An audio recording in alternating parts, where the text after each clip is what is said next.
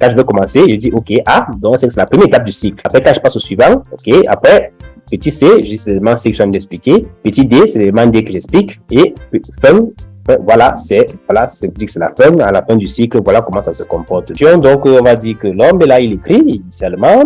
La dame, elle va répondre, ils vont s'échanger. Chaque fois, l'homme va écrire, la femme va répondre, l'homme va écrire. Ouais, il finit de jouer, il lance automatiquement l'animation de fin. Après fin, il fait bouger, allez, et il s'estompe, il s'en va. Donc aujourd'hui, vous allez remarquer avec ce que nous allons faire aujourd'hui que, en ce qui concerne les animations, ce n'est pas très loin de cela.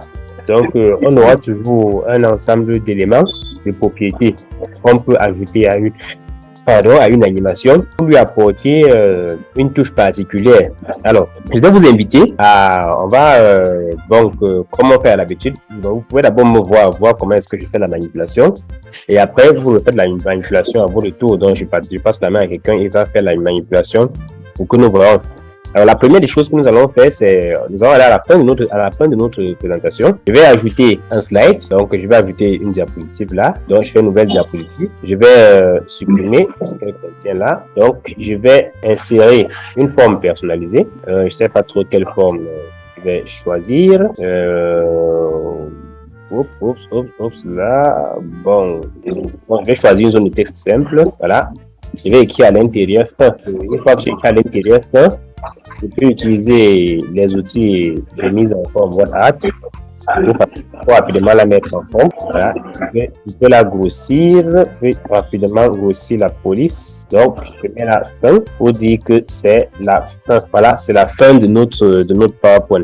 Alors, comme c'est la fin, il est question pour nous de réveiller les dormeurs.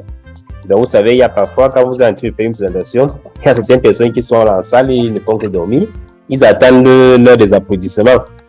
Donc pour pouvoir réveiller ceux-là, pour qu'ils sachent que la présentation est finie et que s'ils ont des questions à poser, donc à les poser.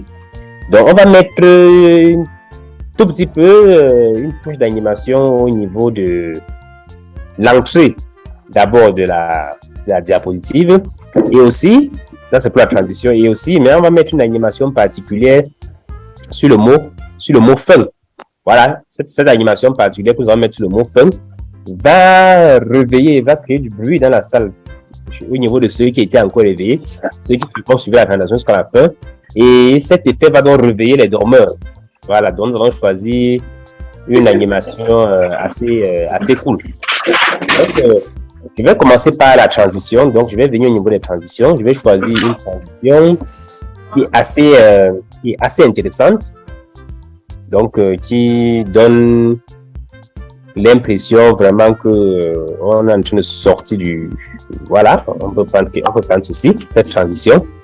Et maintenant, au niveau de l'animation, pour gérer les animations d'un PowerPoint, cela se fait via le menu animation. Donc, quand on clique sur animation, je vais vous inviter. Donc, à chaque fois que vous voulez faire des animations, pour pouvoir contrôler vos animations, il faut cliquer là sur volet d'animation. Donc, quand vous cliquez sur volet d'animation, vous allez voir, je vais masquer ceci qui apparaît là, qui peut nous gêner. Ceci là, je vais te masquer. Voilà, ça, je le mets un peu là-bas. Là, je mets la liste des participants pour pouvoir voir ceux qui ont des questions à poser. Je mets là. Donc, nous étions en train nous avons défini une transition sur la diapositive de fin. Maintenant, nous allons animer un tout petit peu le mot fin pour qu'il ait un effet spécial. C'est pas un texte comme les autres, c'est un texte quand même qui marque la fin de notre présentation.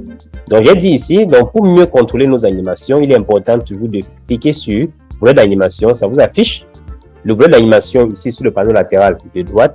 Sur ce volet, vous avez l'ensemble des animations qui sont disponibles sur une diapositive ou bien sur un élément quelconque sur lequel vous avez cliqué. Donc, quand je clique par exemple sur fin, il va m'afficher la liste des animations qui ont été définies sur le mot fin.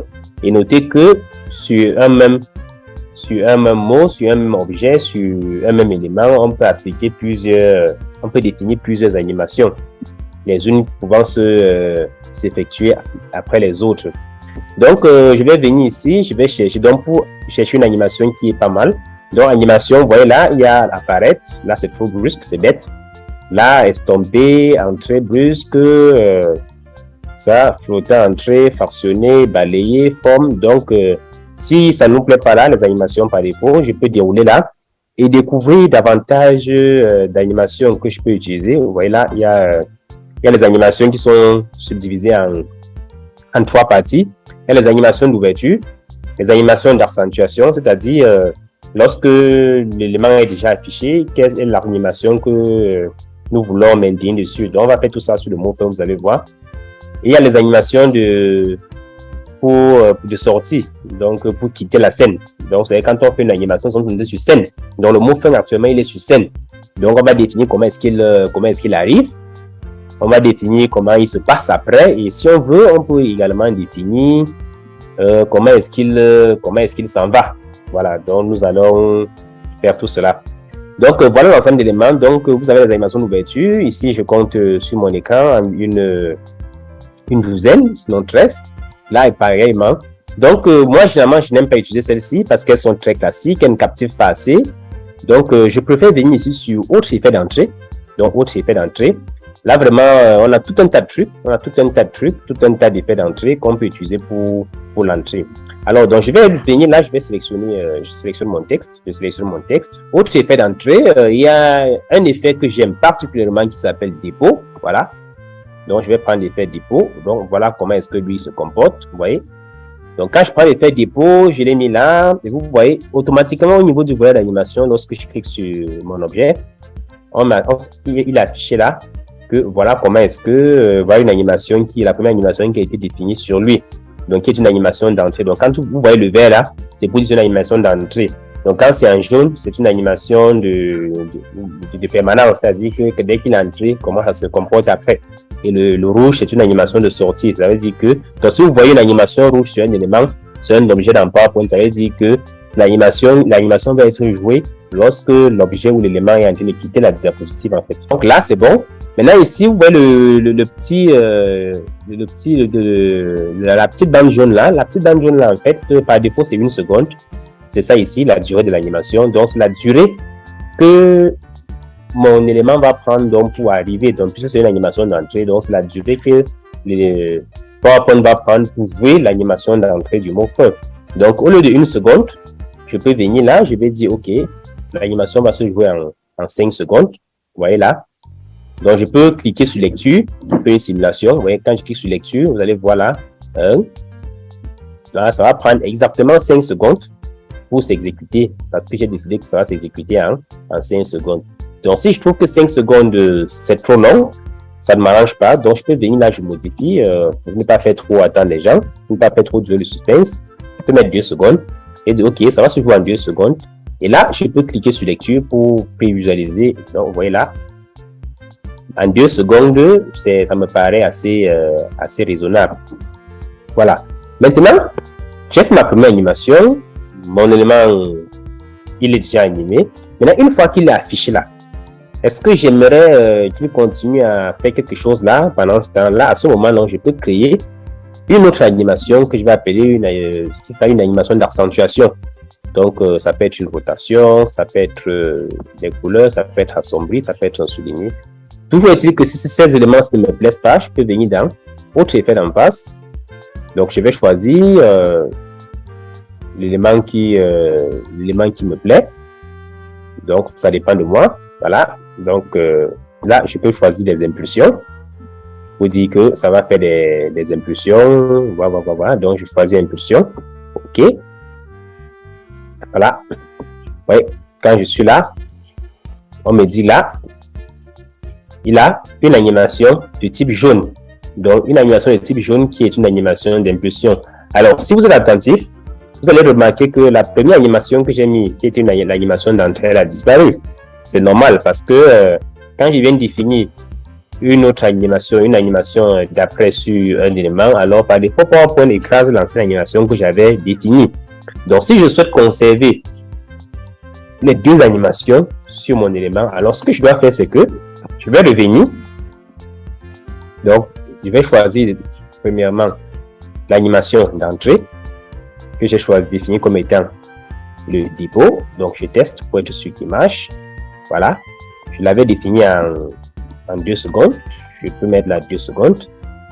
Maintenant, pour définir l'animation d'emphase, c'est-à-dire l'animation d'accentuation, je vais venir sur ajouter une animation. Donc là, je fais ajouter. Donc, je ne vais plus faire remplacer. Donc, parce que quand je sais choisir de une autre ici, elle va remplacer, je fais ajouter une animation. Et là, je vais venir sur autre effet d'emphase. Je vais choisir les impulsions que j'ai choisies. Là, je fais OK. Ouais, automatiquement, j'ai là ma première animation. J'ai ici ma deuxième animation. Donc, la première animation est là. C'est une animation de couleur verte, c'est-à-dire animation d'entrée. La deuxième animation qui est là, c'est une animation de couleur jaune, c'est-à-dire une animation d'accentuation lorsque le contenu est déjà apparu. Maintenant, observez les deux bandes là. Vous avez vu ici, par défaut, par défaut, il me dit que l'accentuation va durer demi-seconde. Bon, pour moi là, si c'est demi-seconde, je peux décider que c'est petit. Je peux augmenter. Donc, il suffit de cliquer là, je modifie la propriété. Donc, je peux venir ici, je vais augmenter la durée de l'accentuation. Ou alors, je peux faire une lecture pour voir comment est-ce que mon animation va se comporter. Vous voyez, voilà ce que ça va faire. Alors, donc, ça, c'est pour les définitions d'animation. Maintenant, une fois que j'ai défini mes animations, il est donc question maintenant que je dise à PowerPoint comment est-ce que PowerPoint va faire pour les lancer. Alors, est-ce que mes animations, donc ici, je suis à 2 animations. Je pouvais avoir, donc, permettez que j'ajoute une troisième animation. Donc, on va prendre une animation de sortie. Estomper, rotation. Est-ce qu'on peut prendre là? Chute. Ou bien tourbillon. Voilà, prenons le tourbillon. Voilà, on va dire que notre élément va sortir en tourbillon. On va faire le test, vous allez voir à quoi ça va ressembler. Voilà, et puis ils sont en tourbillon. Très bien. Donc voilà ça. Donc ici, ce que je vais faire là maintenant, il est question, donc une fois que j'ai mes 3 animations que j'ai définies, une animation d'entrée, une animation d'emphase, une animation de sortie. Là, il faut donc que je dise à PowerPoint, parce que là c'est en mode lecture. Quand je lance le mode lecture, automatiquement, bon, il va lire toutes les animations qui se trouvent au niveau du volet animation. Maintenant, mais ce comportement sera différent. Vous allez voir, si je viens là et que je lance ma diapositive là à partir de la dernière, donc allez, je passe là. Voilà le mot fin qui apparaît. Vous voyez, quand cette diapositive s'y apparaît, automatiquement elle est vierge. Donc, il faut que j'appuie Entrée pour qu'il commence à mettre l'animation du fin. Une fois que l'animation de fin est finie, il faut que j'appuie encore la touche suivante sur le clavier pour qu'il me joue l'animation d'emphase. Il faut que j'appuie également la touche suivante pour qu'il me joue l'animation de sortie. Je peux décider de faire cela comme ça dépend de moi. Ou alors, je peux laisser l'autonomie à mon PowerPoint de classer les animations et de savoir comment est-ce que les animations vont se succéder les unes après les autres. Alors, pour la première animation, la première animation, en fait, c'est l'animation d'entrée. Donc, pour moi, je ne sais pas pour vous, pour moi, je trouve un peu idiot de faire qu'une page vierge s'affiche d'abord et qu'après, avant qu'on se met, on tape encore la touche suivante pour que le mot fin apparaisse. Donc, moi, je trouve vraiment plus intéressant de faire que la première animation apparaisse, s'exécute lorsque le PowerPoint, lorsque la diapositive est affichée automatiquement.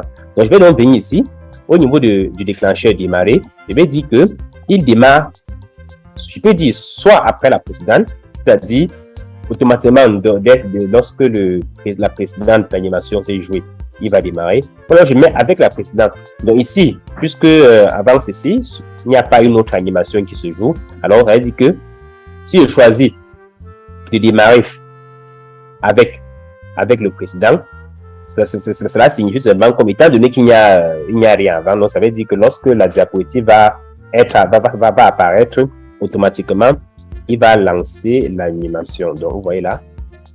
Donc dès que la diapositive apparaît, automatiquement, il va lancer l'animation. Donc voilà un peu ce que ça signifie. Donc quand je dis, je vais lancer avec le précédent. Maintenant ici, la deuxième animation, il faut que je dise, est-ce que il va aussi se lancer avec le précédent ou alors est-ce que je souhaite qu'il soit lancé lorsque le précédent est joué? Bien sûr, j'aimerais d'abord que le mot fin ait fini de s'écrire avant que il joue les impulsions d'emphase. Donc, je suis là, je prends ceci, je clique sur cette flèche-là, je vais dire démarre après le précédent. Vous allez voir là, si vous observez bien le volet d'animation, il est écrit ici qu'il va animer jusqu'ici. Quand il va arriver ici, il va finir. Alors, on va descendre. Donc, maintenant, voilà, à ce moment, donc, celui-ci commence à ce niveau. Donc, ce n'est pas comme au départ. Si je rentre un peu là, j'appuie sur le tout. Vous allez voir, tout, ils étaient alignés pour commencer au même moment. Alors, avec ce que j'ai fait, c'est que je viens ici, je vais dire démarre après le précédent. Donc, ici, il dit il va jouer ceci jusqu'à ce niveau avant de commencer celui-ci. Et effectivement aussi, je peux venir ici, les impulsions, là, je vais dire, OK, qu'est-ce que je vais faire de lui? Est-ce que je vais le jouer et passer au suivant en appuyant sur la touche du clavier? Ou alors, est-ce que je vais jouer, là, je vais faire afficher les participants pour pouvoir voir vos questions. Est-ce que je vais jouer celui-ci terminé avant de lancer celui-ci? Là encore, ça dépend de moi. Donc, je peux venir ici, là, je vais dire démarre après le précédent. Vous voyez là, il va jouer celui jusqu'à fini, il va passer à celui-ci, il va passer à celui-là, automatiquement avant d'arrêter. Là, vous allez voir, je n'aurai plus à appuyer 1, 2, 3 fois pour que l'animation que j'ai mis sur le mot fin puisse s'exécuter. Donc, je suis là. Allez, je vais faire un test là. Je vais lancer le diapositive. OK. Là, il a recommencé là au début. Bon, je vais lancer à partir de la diapositive actuelle pour qu'on n'ait pas à défiler tout le PowerPoint pour pouvoir lire. Voilà. Donc, vous voyez là, si j'appuie une seule fois, oups, ouais, il finit de jouer, il lance automatiquement l'animation de fin. Après fin, il fait bouger, allez, et il s'estompe, il s'en va. Donc, voilà comment est-ce que vous voyez, j'ai défini une succession au niveau de mes animations. Les animations ne sont pas seulement utilisées pour animer le contenu. C'est vrai que comme le nom l'indique, quand on dit animation, il est question d'animer. Donc, de faire que ça bouge, de faire que ça fasse, je ne sais pas quoi, quelque chose. Donc, on va voir une autre application des animations qui n'est pas forcément liée à la beauté. Donc, imaginez-vous que vous êtes en train de préparer une conférence, vous préparez un mémoire que vous allez présenter, la présentation de votre mémoire. Et maintenant, il vous est limité un certain nombre de diapositives. Donc, vous avez fait votre mémoire et vous avez prévu le faire en 30 diapositives, par exemple. Et puis, votre directeur, votre encadreur ou bien votre supérieur hiérarchique, pour ceux qui sont en entreprise, il vous dit que non, le rapport de fin d'année que vous avez présenté là, on ne le veut pas sur plus de 10 diapositives en tout cas. Donc, vous avez prévu le faire, vous l'avez fait sur 30, et puis il vous dit que vous ne pouvez pas le faire sur plus de 10. Donc, il voulait le limiter à 10, que ce n'est pas bon de le faire sur plus de 30. Donc, on va voir comment est-ce que, sur plus de 10, on peut voir comment est-ce qu'on peut utiliser les animations pour gérer ce genre de cas. Donc, on va faire un PowerPoint qui va conserver le même contenu que votre PowerPoint que vous avez défini peut-être sur 30 diapositives au départ. Mais nous allons faire que lorsqu'on ouvre votre document, on le voit sur 10 diapositives, mais que toute l'intégralité de votre document soit disponible et s'affiche. Donc ça, c'est une application très importante des animations. Alors, pour le faire, vous avez vu mon slide là que j'ai appelé fin. Je vais venir là, juste avant. Donc, avant le slide de fin, je vais créer une nouvelle diapositive vierge. Là, je vais effacer. Ou alors, je n'ai même pas besoin de créer, puisque ce que nous sommes en train de dire qu'on ne doit pas ajouter les diapositives dans notre document. Donc, je vais insérer, ça peut être un tableau, donc, ou bien une image comme celle-ci. Donc, je prends ceci. Je vais mettre là. Donc, vous voyez ici, en fait, si vous prêtez attention, là, ça, c'est un slide. Donc, il est donc question pour moi de fusionner le slide que vous avez en face de moi là, qui a le pour titre. Exemple, au slide de fin ci. Donc, je vais les fusionner pour que les deux, en fait, désormais, ils représentent un seul slide. Donc là, je prends ça, j'ai pris ceci, je prends aussi là, le texte exemple là, je vais le mettre là. Ouais, fin est là, hein. Fin, je ne l'ai pas enlevé, j'ai juste ajouté l'autre dessus. Donc, je mets le titre là, exemple, et je mets ceci. Donc, vous voyez, ça, c'est superposition de contenu. Donc, on peut superposer des contenus. Maintenant, une fois que mes contenus sont superposés, il fallait que je les fasse afficher. Donc, comment est-ce que je fais pour les faire afficher les uns après les autres et qu'on ait l'impression, en fait, que c'est deux slides différents qui sont en train de défiler. Alors, la première, la manipulation va se faire en deux étapes. La première étape, c'est on va définir qui apparaît avant qui. Donc, qui apparaît avant qui. Donc, ici, vous allez voir, comme la fin, c'est la diapositive ou bien c'est l'élément, le contenu qui est censé être affiché en dernière position. Donc, je vais donc commencer par afficher exemple. Donc, je vais créer une animation sur exemple. Là, exemple, je vais dire qu'il apparaît sous forme de roue. Donc, je définis l'animation. Exemple va apparaître sous forme de roue, comme vous voyez là. Maintenant, une fois que l'exemple apparaît, donc je suppose que dans mon speech, dans le slide précédent, j'étais en train de présenter peut-être l'organigramme. Ça ressemble à quoi? À une sorte d'organigramme. Donc, j'étais en train de présenter l'organigramme et j'ai dit peut-être exemple. Vous avez l'organigramme ci-dessous. Donc, quand je vais dire exemple, quelques secondes après, donc, je vais aussi définir une animation sur mon petit organigramme qui est là. Vous voyez, au fur et à mesure que j'ajoute les animations sur ma diapositive, ces animations s'affichent sur le volet de navigation qui est du côté droit. Donc, sans oublier que les trois animations que j'avais définies au départ sur le mot fin elles sont toujours là, elles n'ont pas été supprimées. Donc, j'étais en train d'expliquer ceci. Donc, je vais annuler rapidement tout ce blabla que j'ai fait. Je vais annuler rapidement.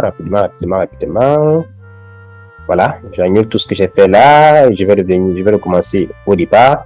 Donc, j'étais en train de dire ceci, n'est-ce pas? Nous avons appris tout à l'heure comment est-ce qu'on anime un contenu. Donc, ce que j'expliquais à l'édition avec des animations. Comment est-ce que ça se comprend plus facilement? Donc, imaginez, vous êtes en train de préparer un rapport, vous êtes en train de préparer une présentation pour votre mémoire, vous êtes en train de préparer, je ne sais pas, vous avez développé un outil, une solution dans votre entreprise et vous allez présenter la solution au client. Et vous avez fait un PowerPoint, une présentation qui comporte 30 diapositives. Ça, c'est un exemple. Et maintenant, il arrive que votre superviseur, votre chef, je ne sais pas quoi, il va vous dire que non, nous n'admettons pas dans notre entreprise, dans notre structure, dans notre cadre professionnel, des présentations qui excèdent 10 diapositives. Donc, allez vous battre et ramenez-nous une présentation PowerPoint qui va être calée à 10 diapositives uniquement, pas plus. Voilà, sinon moins, mais pas plus. Alors, votre présentation, elle est propre, elle est bonne, mais vous n'avez pas envie de diminuer la quantité d'éléments sur lesquels vous avez prévu échanger avec vos interlocuteurs. Alors, mais vous êtes contraint de réduire le nombre de diapositives, mais sans toutefois réduire la quantité d'éléments que vous avez mis. Donc, ça veut dire que vous avez un document qui a 30 diapositives, que vous êtes contraint de ramener en 10 diapositives, mais sans diminuer la quantité de contenu. Alors, comment est-ce qu'on fait ça? Donc, ça, c'est un aspect important. Comment est-ce que ça va se faire? Donc, il est donc question, donc, avec les animations, on a la possibilité de fusionner le contenu de 2 diapositives sur une seule et de faire afficher cela lors de la présentation comme si c'était 2 diapositives différentes. Alors, on va faire un exemple pratique terre à terre. Vous voyez sur ma diapositive ici, j'ai fun qui apparaît. Donc, on va supposer que là, le fun est la 68e diapositive de ma présentation. Vous voyez. Donc, j'ai la diapositive précédente qui porte le nom outil, Confluence, Jira et autres, là, voilà. Donc, et que mon directeur de publication, mon superviseur m'a dit, je ne veux pas d'une présentation qui va dépasser 67 diapositives. Donc, ça veut dire que la dernière diapositive qui comporte fin là, il faut qu'elle soit virée. Alors, comment est-ce que moi je vais faire pour que la diapositive qui porte fin disparaisse, mais en gardant toujours le contenu fin? Donc, une des solutions consiste donc à fusionner ces 2 dernières diapositives et n'en faire qu'une seule. Comment est-ce que je fais? Donc, je vais venir sur la diapositive qui porte fin ci. Je vais copier. Donc, sinon, je vais copier. Je vais venir sur la diapositive précédente, là. Je vais la coller. Là, je colle fin. Je viens ici, je vais supprimer la diapositive de fin. Vous voyez, là, À ce moment, j'ai déjà mon PowerPoint qui a 67 diapositives. Je suis déjà dans la réglementation. Très bien. Alors, une fois que je suis dans la réglementation, qu'est-ce que je fais? Maintenant, si je lance ma diapositive, mon PowerPoint là maintenant, on va voir afficher outils et fin, ce qui n'est pas très gai, ce qui n'est pas professionnellement correct. Alors, je vais donc utiliser les animations pour faire que ces deux contenus ne s'affichent pas au même moment. Alors, je vais commencer par outils. Donc, je vais prendre outils et je vais prendre... donc, je vais sélectionner mes deux blocs que vous voyez là. Donc, j'ai outils et j'ai Confluence. Je vais définir à ces deux blocs une animation que je vais appeler l'animation rebondie, par exemple. Voilà. Voilà. Donc, voilà une animation que je peux définir à les blocs que voici. Et une fois que j'ai défini l'animation, là, vous allez voir cette animation-là, la voici, elle va apparaître ici. Maintenant, j'ai l'animation de fin que j'avais déjà configurée depuis le départ qui est là. Et j'ai l'animation de outils et la suite là qui est là. Donc, c'est ça ici. Avec ces éléments-là, voici l'animation là. Alors, ce que je vais faire, c'est je vais déplacer. Donc, je sélectionne ces animations. La première animation, c'est l'animation de outils. Et le reste, c'est ceci en bas. Donc, c'est ça que vous les voyez là à deux. Donc, je vais déplacer mes deux animations là. Je vais les mettre au début. Voilà, je mets au début pour dire que ceci doit d'abord jouer avant que ceci joue. Donc, l'animation de outils, Confluence, Jira et autres doit d'abord passer, puis quitter de la scène avant que l'animation du rectangle qui porte le mot fun doit également venir jouer à son tour. Maintenant, est-ce que mes animations doivent jouer et rester sur scène? Non, parce que si outils joue, Confluence, Jira et consorts, si ces animations s'y jouent et restent sur scène, lorsque fin va apparaître, ces éléments seront toujours sur scène et j'aurai toujours un affichage avec fin et ceci, ce qui n'est pas ce que je veux. Alors, il y a une question pour moi donc de venir premièrement sur outils et de lui créer une animation de sortie pour dire que je veux que après qu'il soit passé sur scène, qu'il sorte de la scène. Et quand je crée l'animation de sortie, il va apparaître là à la fin. Donc, apparaître ici à la fin veut dire qu'il va sortir après que l'animation de fin soit jouée. Ce qui n'est pas bon. Il est question qu'il apparaisse, je vais cliquer là, il est question qu'il apparaisse après que ceci soit joué, juste avant fin. Parce que s'il apparaît après la fin, ça ne sert plus à rien. Donc, il doit apparaître avant. Là, vous voyez là, il va apparaître avant que les animations de fin s'exécutent. Je vais venir ici également sur ce bloc-ci. Je vais lui ajouter une animation de sortie. Animation de sortie, je peux prendre ceci ou bien rebondir aussi également. Ok, voilà. Je vais ajouter l'animation de sortie et je vais dire que cette animation de sortie également va se jouer avant que l'animation de fin ne s'exécute. Voilà. Donc voilà un peu à peu près. Maintenant, une fois que ces éléments-ci sont sortis de scène, à ce moment, donc, vous voyez que je peux jouer l'animation d'apparition de fin. Donc, je ne sais pas si vous voyez un peu la chronologie, comment ça va se jouer. Maintenant, donc, pour ne pas laisser l'écran afficher le blanc, pour ne pas laisser que le blanc soit affiché à l'écran lorsque ces deux éléments vont sortir de scène, je vais décider que l'animation d'entrée de fond-ci se lance avec la précédente. Donc, il va se lancer avec la précédente ou bien après la précédente. Donc, dès que ceux-ci sont sortis, automatiquement qui lance. Donc, après le précédent. Donc, dès que cela sort, vous voyez là, dès que la sortie de celui-ci finit ici, automatiquement il va lancer et la suite va s'enchaîner. Donc, voilà à peu près comment est-ce que je configure ça.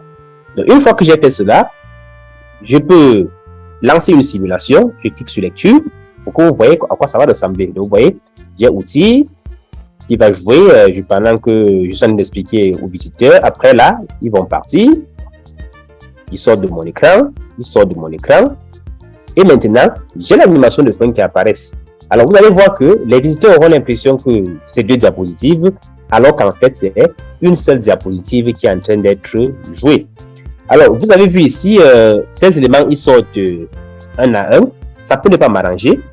Je peux vouloir que les deux sortent au même moment. Donc, celui-ci, je vais dire que tu vas sortir, démarrer tu vas sortir avec le précédent. Donc, c'est-à-dire, les deux vont sortir ensemble, en fait.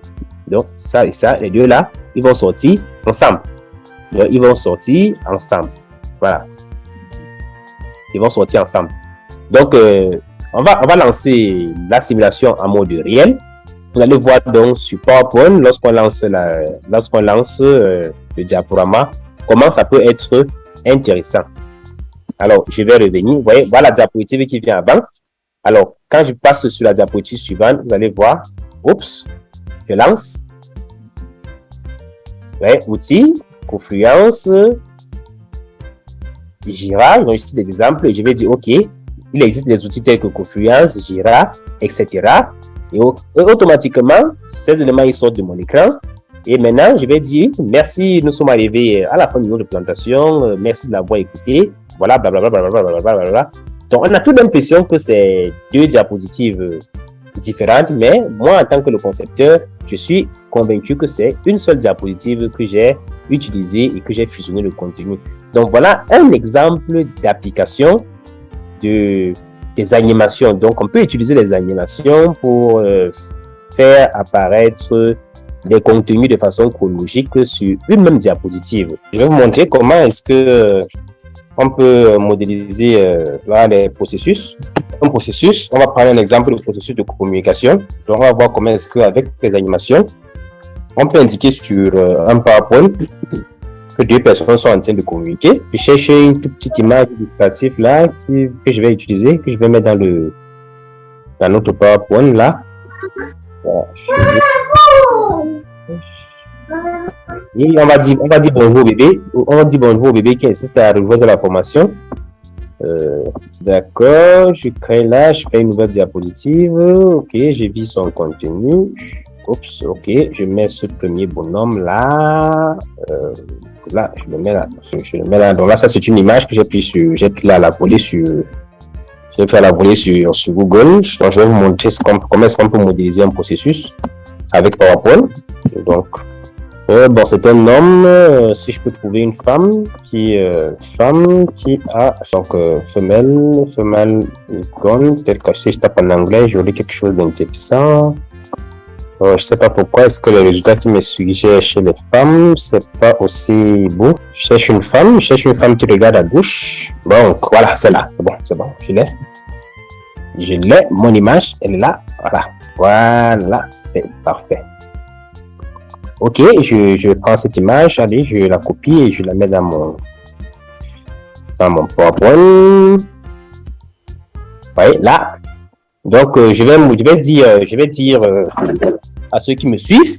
Donc, je vais faire on peut faire un tout petit montage là pour indiquer aux visiteurs, à ceux qui sont en train d'écouter la présentation, que les gens aussi sont en train de communiquer. Donc, je vais télécharger une petite icône là, icône de message, message icône. Bon, on peut prendre ça, c'est pas mal. On peut prendre ça. Donc, icône de message, ok là. Je le mets aussi là. Bon, c'est le message qui est échangé. Je vais réduire ça au maximum. Donc, on va dire que c'est l'homme qui commence la conversation. Il parle. Et maintenant, la dame à son tour, elle va répondre. Je cherche une icône de couleur bleue. Je vais modéliser la réponse de la dame. Voilà, ok. La dame, elle va répondre. Donc, monsieur parle et madame, elle va répondre à son tour. C'est bon. Donc, voilà. Maintenant, je vais modéliser la communication. Donc, l'outil, en fait, que je vais vous faire voir à quoi ça sert, c'est cet outil-ci qu'on appelle trajectoire. Donc, je vais définir une trajectoire. Je peux prendre la trajectoire ligne. Moi, je vais dire que celui-ci, la ligne. Donc, ici, ça, c'est une trajectoire par défaut, c'est vertical. Donc, mais je peux redresser. Je clique juste sur la flèche là. Je vais dire que, voilà. Lui, désormais, il va prendre une trajectoire droite comme ceci. Voilà. Donc, ça peut dire que quand je vais l'animer, vous voyez, il va faire ceci. Voilà. Vous voyez, avant de revenir. Donc, celui-ci, pareillement aussi, je peux faire, je vais lui définir une trajectoire, ligne également. Donc, par défaut, c'est vertical. Mais je vais venir, je porte le bout-ci, je clique là, je maintiens. Donc, vous voyez, quand je clique, je maintiens.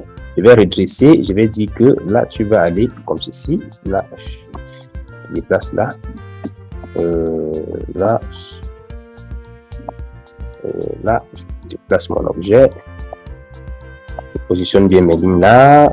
Donc, je peux faire une simulation, vous voyez là. Oups. Et puis la réponse. Oups. Voilà, vous voyez. Donc, je peux modéliser une communication comme ceci. Maintenant, ce qui est intéressant, c'est que je peux pour mon animation là, je vais la rendre. Comment est-ce que je vais dire cela? Je vais appliquer des options. Je vais appliquer des options. Donc, ici, quand ça va animer comme ceci, après que ceci est répondu, je vais venir ici, je vais sur l'objet ici, je vais ajouter une autre animation qui sera toujours, je ne sais pas si je peux mettre une courbe si je veux, je peux mettre une ligne, donc là je choisis une courbe par exemple, ouais. Là il m'indique la trajectoire de ma courbe, ouais. Il me dit ma courbe va aller comme ça, mais moi je peux décider que non, je veux que ma courbe elle prenne plutôt vers le haut, ça c'est après, là ça vient jusqu'ici, ça c'est la deuxième animation, là voici. Donc ici également, je peux définir une deuxième animation. Je mets également une courbe. Voilà. Là, je vais dire que la courbe là, tu vas commencer là. Là, il vient vers ici. Maintenant, il va aller un peu vers le bas comme ça. Voilà. Donc, vous voyez, là, j'ai deux... Et attention, il y a une animation que j'ai perdue. Souvenez-vous, ici, sur l'élément C, j'ai voulu définir une autre animation, mais j'ai oublié, donc c'est ce qui arrive souvent, j'ai oublié de cliquer sur Ajouter. Donc ça a supprimé l'animation initiale qui était la ligne que j'avais initialement mis. Donc là, je la remets, voilà. Donc j'ai déjà la ligne. Donc je vais prendre ça. Je dis qu'il vient comme ceci. Et il me fait d'abord cette trajectoire-ci. Donc voilà, regardez un peu, je vais simuler, vous voyez. On va dire qu'il cause. Ils répondent et après, à un moment donné, quand ils sont déjà, voilà. Ok, là c'est bon. Donc maintenant, une fois que j'ai fait cela, je vais dire que je vais définir l'option. Ici, je vais dire que ces animations-ci, je vais les appliquer des options d'effet. Option, vous voyez par exemple là, les éléments qu'on utilise souvent ici, je peux définir un son, donc c'est-à-dire un son qui va arriver. Ici, vous avez ne pas estomper, masquer après l'animation, masquer au prochain clic. Donc, ça, c'est vous dire que ça va s'animer jusqu'à ce qu'on va cliquer sur le prochain clic. Donc, je peux choisir ça comme ça pour dire que le mouvement va se répéter jusqu'à ce que je clique sur le prochain clic. Donc, tant que je n'ai pas cliqué sur le prochain clic, en fait, ça reste là. Donc, ici, l'action du début, je peux choisir que ce soit au clic. Ça dépend de moi. Je peux aller sur le délai, donc le nombre de délais que ça prend avant de s'exécuter. Là, c'est la durée de l'animation. Maintenant, ici, répéter, je vais dire répéter jusqu'au clic suivant, donc ou bien jusqu'à la fin de la diapositive. Donc, pour dire tant que je n'ai pas zappé la diapositive, que ça reste continuer de jouer. Vous voyez, donc ça va faire ceci. Ça va faire ceci. Et ça va recommencer jusqu'à ce que la diapositive finisse. Alors, pourquoi est-ce que je vous montre ça? Parfois, on veut modéliser quelque chose avec PowerPoint. On va expliquer quelque chose de façon visuelle, comment ça fonctionne. Là, ici, par exemple, ce que je veux expliquer, ce que je cherche à expliquer aux visiteurs, c'est que on va dire que lorsqu'un homme rencontre une femme, donc pour un début, il y a d'abord un premier message que l'on va envoyer à la femme. Et puis, si elle est intéressée, elle va donner un deuxième message. Et puis après, avec le temps, ils vont s'écrire continuellement. Donc, on va lancer, je vais lancer un peu la diapositive pour voir si j'ai bien fait ce que je veux faire. Alors, là, je lance. OK, là, il écrit. La dame, elle répond. Et après un temps, OK, quand tout est déjà bon, vous voyez, il va écrire. Et la femme va répondre. Bon, là, c'est pas bon parce que là, il y a quelque chose que vous allez voir que j'ai loupé. En fait, quand celui-ci vient, il faut d'abord que celui-ci il réponde avant que le truc devienne répété. Donc là, je vais d'abord annuler. Donc, option d'effet. Donc là, au minutage, je vais répéter. Donc, on va dire non. Là, tu ne le répètes pas. Ici également. Option d'effet, tu ne répètes pas encore. De là, ici, aucun, tu ne répètes pas encore ça. Voilà. Donc, tu fais juste le geste simple. Donc, il fait le geste. Au départ également, donc on va commencer. Donc, quand on commence la diapositive, il faut que le message apparaisse. D'abord, donc, il faut pas que la diapositive commence avec attention, on va cliquer là, on va ajouter une animation d'arrivée. Donc, le message apparaît. Bon, puisque c'est une apparition, voilà, ça va apparaître comme ceci. Là, je le mets au début pour dire que ça commence pas à apparaître. Donc, faut pas que la diapositive se lance avec on va y aller les icônes de message. Là, j'ajoute ceci. Également, je vais dire aussi, là, ça apparaît. Là, ça apparaît aussi là, au début. Maintenant, celui-ci, il apparaît lorsque celui-ci a fait, il a envoyé son premier message. Donc, il envoie son premier message. Donc là, ça apparaît. Il apparaît d'abord. Après, donc, celui-ci, je vais dire que il va démarrer après le président. Donc, quand il apparaît, alors le message s'en va. Quand le message s'en va, celui-ci, donc, ce qu'il fait, c'est que il apparaît donc après le président. Et une fois qu'il a apparu, il a joué l'apparition. Maintenant, la ligne droite aussi, le message démarré après le président, il apparaît aussi. Et maintenant, non, une fois que c'est fait, donc l'échange va donc devoir commencer. Donc, ceci va commencer, démarrer après le président. Ça également, le dernier va démarrer après le président. Donc, la boucle va commencer. Donc, maintenant, la dernière opération qu'il faut que je fasse, c'est que là, j'ai modélisé. Ok, je quitte le diapo, je suis là. Là, je modélise l'apparition du message du garçon. Je modélise le message du garçon vers la fille, l'apparition du message de la femme, l'envoi du message de la femme vers la fille. Maintenant, ici, je modélise dans le cercle de discussion pour dire que maintenant, ils vont répéter ça à chaque fois. Donc, une fois que j'ai fait ceci, maintenant, je vais venir ici, là.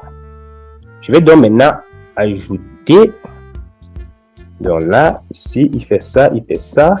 Maintenant, à ce niveau, j'ajoute une animation. Donc maintenant, je peux prendre ces animations-ci que je vais là. Donc ça, ok. Quand il va faire ceci, on va venir sur les options d'effet. Maintenant, là, on va dire il joue jusqu'à la fin de la diapositive. Là, c'est bon. Celui-ci également, je vais dire que il va démarrer avec le précédent et qu'il va aussi, option d'effet, il peut jouer jusqu'à la fin de la diapositive. Voilà. OK. Donc, voyons, on va voir à peu près voir ce que ça donne. Voyons aussi l'idée que nous voulons modéliser. Ça donne là. Donc, voilà. Donc, vous voyez, on va modéliser, on va expliquer la discussion. Donc, on va dire que l'homme, là, il écrit initialement. La dame, elle va répondre. Et après, à un moment donné, quand tout se passe bien, vous voyez, ils vont s'échanger. À chaque fois, l'homme va écrire, la femme va répondre, l'homme va écrire, la femme va répondre, l'homme va répondre. Donc, voilà comment est-ce que on peut modéliser, on peut utiliser les animations et autres là pour modéliser un fil d'échange, de discussion entre des personnes. Donc, toujours avec, ça c'est un exemple. Donc, c'est vrai que c'est un peu complexe. Donc, je vais vous donner un exercice. Vous n'allez pas pratiquer cela tout de suite là. Une autre chose qu'on peut faire, toujours avec cela, on peut modéliser les processus. Donc, ici, là, je peux venir dans Smart Artsy. Je peux prendre des processus. Donc, on va se dire que on est en train d'expliquer un cycle, en fait. Donc, on va se dire que j'explique un cycle. Voilà. Je suis en train d'expliquer les étapes d'un cycle. Donc, le cycle a plusieurs étapes. L'étape A, l'étape B, l'étape C, l'étape D, l'étape E. Donc, qui est censé être l'étape de fin. Donc, pour différencier un peu les couleurs du cycle là, je vais venir ici. Bon, au remplissage, l'étape A, je te mets en rouge. L'étape B, je te mets en... Là, je te mets... Bon, je maintiens peut-être le bleu ici. Ici, je mets le vert. Là, comme c'est la fin, je vais mettre le rouge. Là, pour dire stop, voilà. Donc, voilà un peu ce que je vais modéliser. Donc, maintenant, ce que je vais faire, c'est que au départ du cycle, là, donc je vais expliquer, je vais dire, OK, j'explique au visiteur que donc, en fait, lorsqu'on a l'étape A du cycle, parce que là, le PowerPoint, c'est le next step que vous devez mettre. Vous avez pu venir ajouter le texte là. Donc, tu vois, Agnès, tout à l'heure, j'ai vu ton PowerPoint là, il avait vraiment trop de texte. Il a trop de texte ton PowerPoint, donc on le confond à ton mémoire. Il a trop de texte, c'est pas très bon. Donc, le PowerPoint, c'est pas avoir des points, donc c'est juste des points. C'est des éléments importants qui doivent être récapturés dans le PowerPoint. C'est pas tout un tas de texte. Sinon, ça fatigue ceux qui sont plus très à l'aise. C'est même. Donc, ici, par exemple, donc, à ce niveau, celui qui a fait la présentation, il va dire voilà, ok, à la première étape de notre processus, on fait blablabla. Bla, bla, bla, bla. Donc maintenant, il est question pour moi d'expliquer au visiteur que il a envie d'expliquer la première étape. Donc je vais faire ici, je vais faire une animation de zoom, là par exemple. Donc zoom, mais là, je ne vais pas faire le zoom sur tous les éléments, je vais venir sur format, je vais venir sur dissocier. Donc je dissocie les éléments, c'est en fait pour qu'ils forment les éléments séparés. Donc là, on va venir sur format. Donc, quand on prend les outils là, dissocier, voilà. Donc, quand j'ai dissocié là, désormais, je peux les manipuler séparément. Ouais, je peux les manipuler séparément. Donc, je viens ici, sur le premier élément, je vais dire que, ok, voilà, toi, animation, pour indiquer au visiteur, au public que c'est toi que j'en ai parlé. Là, lui, va un peu, il va grossir et il peut faire même des impulsions. Donc, ou alors, à défaut de grossir, je peux dire qu'il va plutôt faire des impulsions, par exemple, là. Les impulsions, on va prendre une impulsion qui est un peu plus, voilà, peut-être ça. Ou alors, oui, peut-être ceci. Ou alors, bon, autre effet, il y a des effets qui sont plus captivants. Regardez avec la couleur.